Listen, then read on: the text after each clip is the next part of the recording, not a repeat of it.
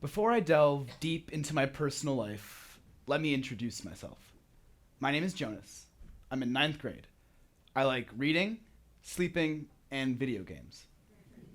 Good, now that we're all well acquainted, I can begin. For me, third grade was kind of a sucky year. All of my friends were in the other classes. The teachers weren't the ones I wanted, and I got pneumonia to boot. But what really makes the year stand out for me was this one day in November. My mom was driving me to school like she always did, the familiar sights passing by my window. But as the school building came into view, I began to feel a sinking sensation in my chest, a sort of rush. I began to hyperventilate, breathing in and out much too fast. And before I knew it, I was crying. My mom turned around, confused, like anyone would be in a situation like this, and asked me what was wrong. I didn't know what to say. The concept of panic is not one that a third grader can completely comprehend, or at least not this one. So I simply said, "I don't feel good." When she asked why, I simply repeated, "I don't feel good." At this point, we were already at the school drop-off zone. What would normally happen here on any given day is a teacher would help you out of the car and bring you into school. Well, when the woman came to help me out of the car, it was just too much. I began to bawl, and eventually I had to be driven home. This series of events repeated for about a week. I would leave the house feeling fine. I would get in the car feeling fine. I would make about 7/8 of the trip feeling fine. But on that last segment of the ride, I would panic, and I wouldn't be able to go to school. My body would simply overload on fear and anxiety. Eventually, my parents realized this was going to be a problem, and I started seeing a psychiatrist. To my horror, the number one thing she told me was that I had to continue going to school like normal. And I know it may be hard to comprehend this from outside of my perspective, but to me this was a death sentence. Yet my parents were adamant, and I was pulled out of the car and pushed into school each of the following days. To put it lightly, these moments were by far some of the worst I've ever experienced. Imagine, if you will, every inch of your body telling you something. Telling you not to do something. Your heartbeat booms as you shiver and shake at the thought. Sweat forms on your brow as you try to avoid listening to the voices telling you what you already know, hearing the sounds of your own yells over those of the people trying to bring you in, into the place that your body is telling you not to go. All of this combined in a mighty clanging roar that drowns out all rational thought. This was what I went through for more than 4 years of my life. It wasn't fun. But there was something important I began to notice over time. Something that confused me beyond all belief. You see, once I got into school, things would get better. 100% of the time, no matter how awful, horrible, terrible, miserable things got, it would get better. And it's from here that I would like to begin to talk about anxiety. About 1 in 5 people has anxiety to a degree in which they need to make active changes to their lives in order to better manage it. But anxiety is a universal emotion felt by all. And when I told that story, it may have been confusing to some of you, uncomfortable to others, but it's an important story, one that helped me learn a lot about myself and anxiety as a whole. Over the course of those eventful 4 years, there were 2 main methods I was taught to better handle what I was going through. These were cognitive behavioral therapy, CBT for short, and exposure. Now, the first one, cognitive behavioral therapy, that's essentially the idea that you can work with your mind to better roll with how you feel. And to my third through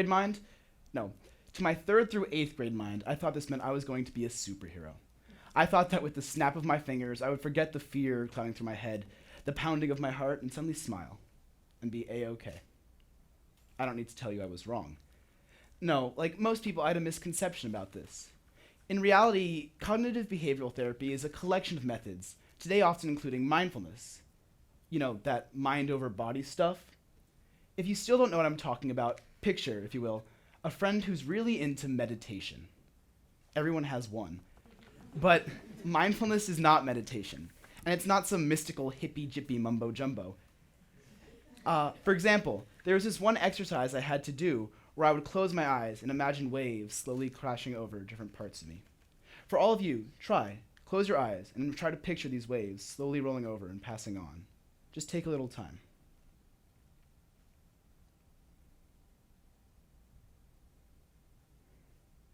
Okay. Now, for some of you, that may have felt good. And for others, it may have just been weird.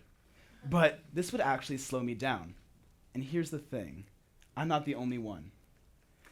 A study from the University of Massachusetts found that those who are adept in mindfulness and cognitive behavioral therapy, these people could actually lower and control the activity in their posterior cingulate cortex, a part of the brain believed to control mind wandering and concentration.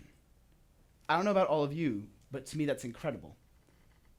But what about that second method I mentioned before, exposure? Well, that's essentially the idea that if you're scared of something, the best way to handle it is to face the fear head on. Put yourself in a situation where you'll have to interact with it. I remember in 5th grade, I had a really bad day. It had been 2 hours before I could bring myself into the school building, and another 2 before I could enter the classroom. I was fed up. That night I went to my dad and I asked him, "Dad, why does this suck so much? Why do I have to keep putting myself through this?" To which he calmly turned around and responded with, "Embrace the suck." Well, it turns out that embracing the suck is actually an effective mechanism against fear and anxiety. The University of Pittsburgh made a study regarding the effects of exposure on those with OCD, obsessive compulsive disorder.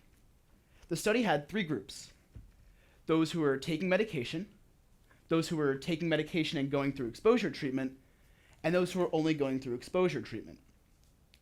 After the testing period was done, each group would rank their anxiety levels. Here's what the study found. The 2 groups that used exposure treatment ranked lower severity ratings than the group without.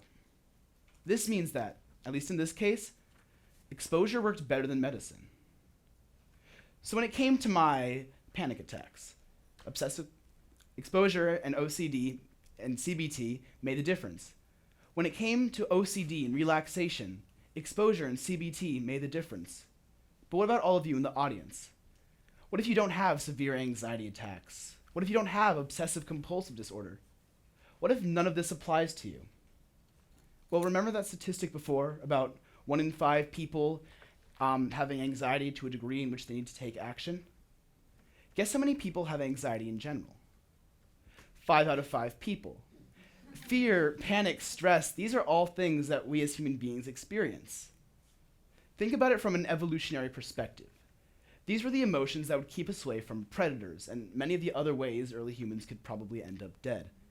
But nowadays, society doesn't really have as much of a place for those feelings. So even if our primitive fears aren't determining the fate of our lives, they're still an important part of them. And it's always great to have good tools. I had a friend who was terrified of my dog. Every time she came over, it would be the same. My dog Lucy, by the way, is about as intimidating as you can imagine for an animal to get scared by its own reflection. So nothing changed until after many visits and a lot of prolonged exposure. When my dog came over, my friend didn't react. She let Lucy pat on over, sniff, give a quick lick, and then walk away. And this friend, with a smile on her face, continued on as though nothing had happened. And this is exposure. Maybe not to a monumental degree that will change this girl's life, but exposure nonetheless. And it helped her. So imagine if she had known to go for it from the beginning. She would have felt comfortable in no time. But let's go beyond fears and beyond anxiety. Can CBT and exposure help in situations that have nothing to do with these? Why, of course they can. Exposure, after all, is simply an extension of perseverance, a fundamental method in life. And CBT? Well, a little while back, I was curious about its uses outside of stress management, so I did a quick Google search. Here's what I found. And this. And this. So, if CBT is so powerful and important, if exposure can empower us so much, why aren't we taking these and making them vital parts of our everyday lives? Why aren't we all embracing the suck? Well, that's the question, isn't it? And to that I have no answer. Thank you.